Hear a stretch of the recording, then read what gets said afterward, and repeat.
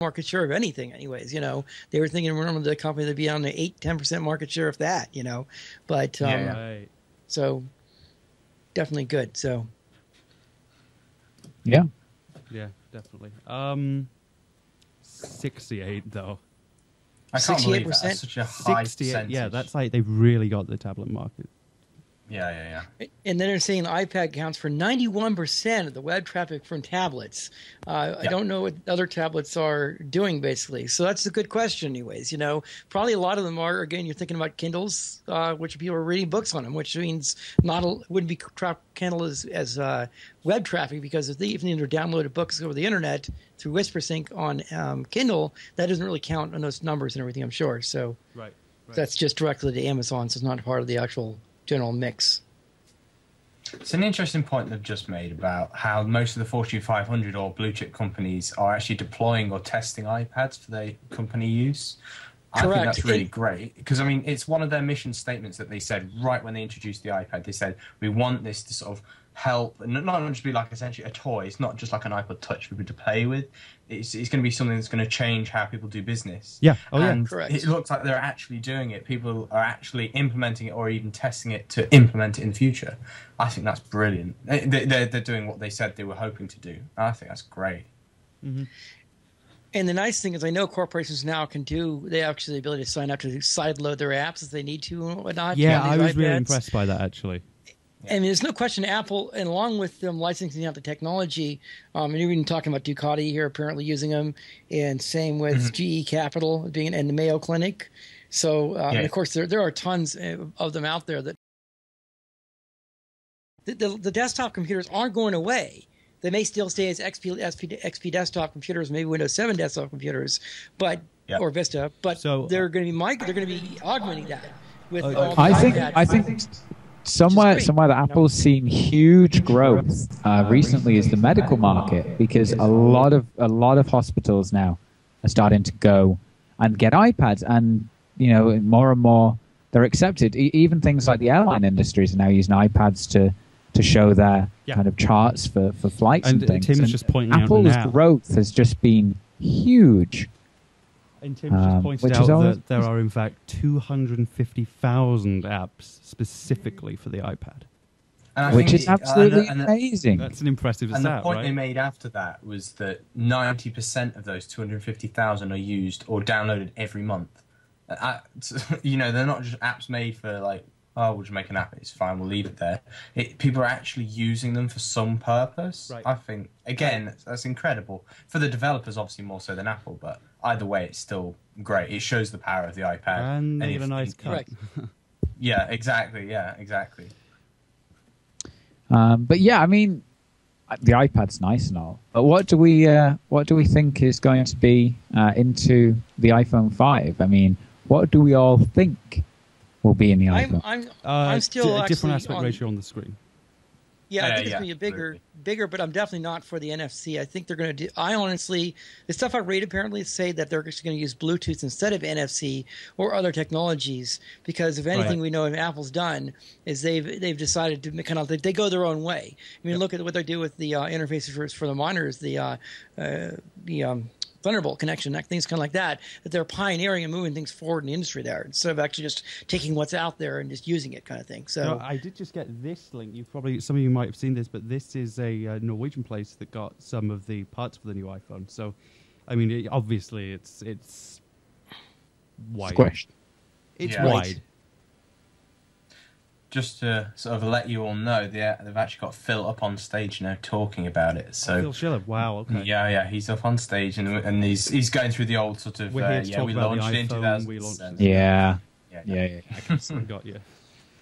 I think they seem to be going for an earlier announcement this time. Yeah.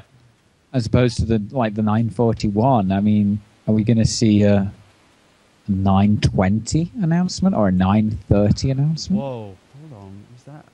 Is that a picture of the? Because that phone there looks longer. Are you seeing? Am I right? Or is that just the 4S? Yeah. iPhone 5. You're missing iPhone 5. They just said it. They just put it up. Yeah. So that's the official name. They're not going to call it the new iPhone or anything crazy like that. Right. No, that's good. Okay. Let's see. Now the question is, what's in Wow, it? he's going straight in for it. He's going straight in for it. I'd like to show you right now. So a lot of us didn't. Wow. So we're Whoa. going for a 10:13 announcement. That is early. Wow. Wow. That is nice. Apparently rose from the floor of the stage. So it was there all along. And there Wow. it is. They have gone for this early today. That is amazing. That is absolutely amazing. There it is. Got it? There you go. It's looking pretty nice, isn't it? So it is. It's got the metal back apparently that we saw prior to the keynote. Yeah. Yeah. And also, like, quite a lot of people have been suggesting the cameras now actually move from alongside the earpiece to above. There you go. You can sort of see that on some of the pictures in there now. Yeah, that's a good thing. Yeah.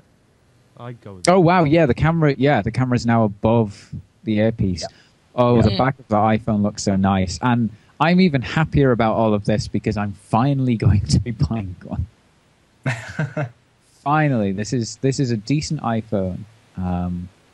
I think this is really interesting. I mean pretty much all the rumors so far have been look as if they're true.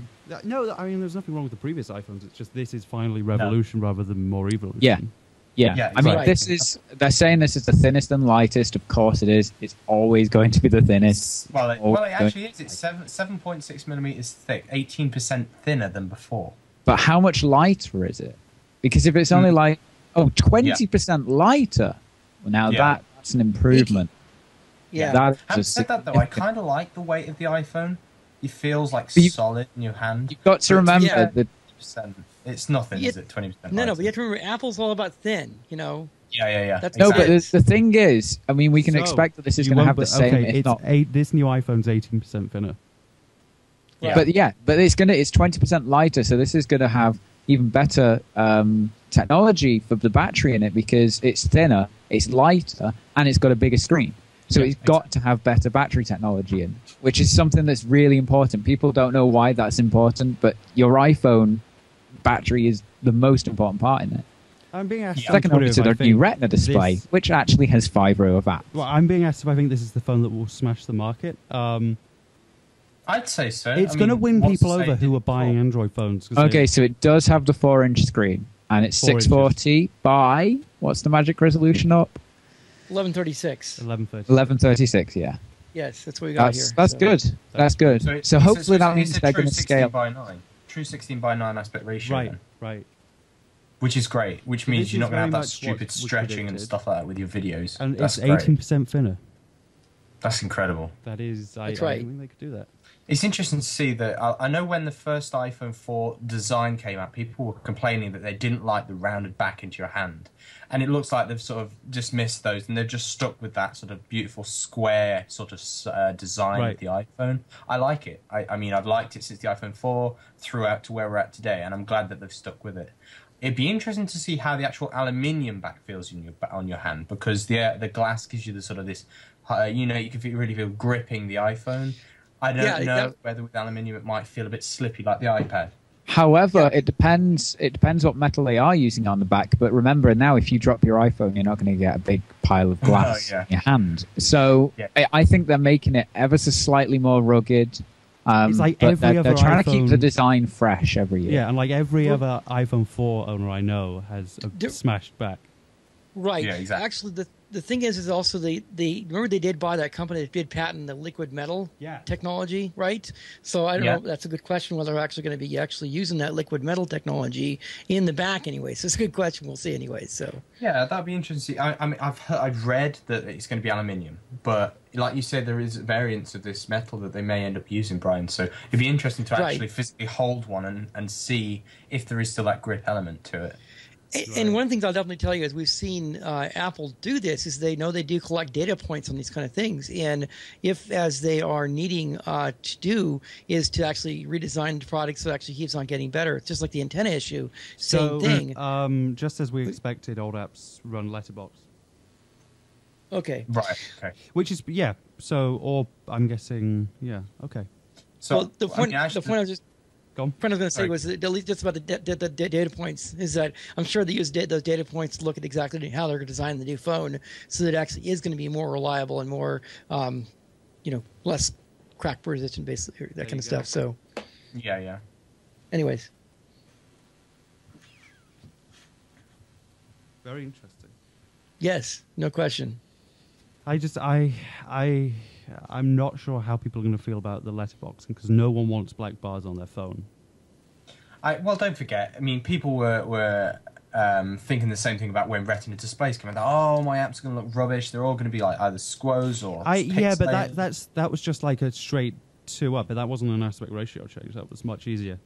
I know, but it's just the principle of it. People were annoyed that they're going to have this beautiful screen, but none of their apps are going to work with it. Well, over time, and in fact, a very short amount of time, those apps were all completely redesigned and stretched or resized or redesigned in some cases just to fit it. And so developers are going to do it again just to sort of evolutionize their apps. And it looks like Apple have done it for all of theirs, so all of their iLife, all of their other apps, so like Pages, Keynote, Numbers, you name it, they're all pre-ready done. They'll probably be doing updates as we speak. So, people are asking if there's any word on micro USB. I don't think I've actually seen anything about that. I think the connector that was leaked was called like Lightning or something. Yes, that's right, yeah. So that I'd imagine that's a spin on USB 3 or some kind of that kind of technology. But in the EU, they are required to do micro USB. No, actually, if they were required to do micro USB, the current iPhone would have USB. Right. It's that it has to be able to support. See, the reason why micro USB in the EU is a standard, it's not a forced thing. Most companies have gone to it to allow everyone to use it.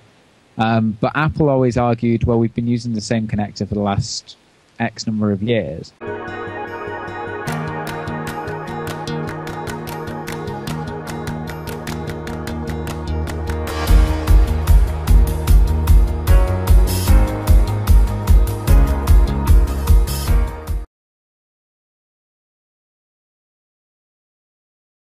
I know HSDPA, so they're gonna go for 4G. So this is going to be legit. Oh, yeah. Sorry, wrong sauce. HSPDA, DC, HSPDA, and yes, LTE basically. LTE. Yeah, LTE. LTE does 100 megabits downlink, which we all know and we all love. Which is going to be great. The shame is half of England doesn't support that yet. But the first network was launched yesterday in this country. Oh, really? However, it's not. Yeah, the first network in the UK isn't a true 4G network. Just getting that right. Isn't everything everywhere the one I'm talking about, right? EE is the one, right? In the UK, everything everywhere, right? That's T-Mobile and Orange like mashed up together. Yeah. But it's new network. They're launching a new network. Okay. So, I mean, what are they going to do about the battery? Because all this new stuff's really going to... It's going to sort of chomp... Well, hang on a minute. They're actually saying that a lot of it's been sort of mashed together. So all these different radio antennas, they're in a single chip. So that's less chips to be running, so that's less battery consumed. Another thing that I think that I've just been seeing about, just sort of backtracking a moment, is actually to do with the screen. They're saying that they've put together the touch panel with the actual display, so it's thinner, sharper, less glare in sunlight, which is really, really useful. And also, I mean, something for the imagery people out there, 44% better color saturation for our sGB rendering. So things are going to look even better on a Retina display. So just putting that out there as well.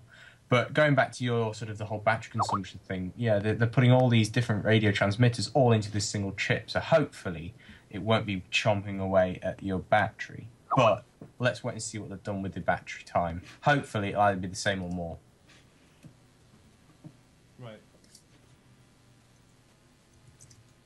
Yeah, I mean, some people have asked some questions on the good old Twitter. So I shall try and answer a few of them now. So HD audio, we don't know yet.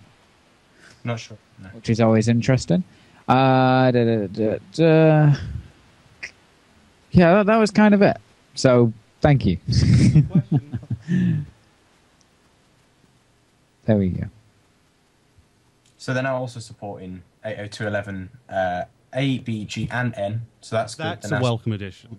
By channels, which is great. Basically, they're just upgrading everything that was slightly lagging behind now. Like so I was always like kind of upset about the speeds on Wi-Fi I would get on my phone, but that's really great.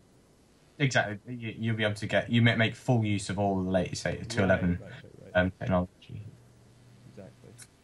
Exactly. In fact, that statement there from Phil Schiller, we've updated every aspect of iPhone 5. Everything has been enhanced, and I think that's great. So they're also using the A6 processor.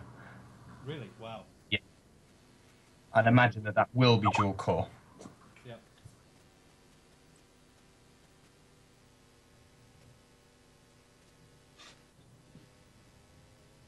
So, Brian, do you want to... Oh, he's on the phone. Joe will switch. Let me get to quad.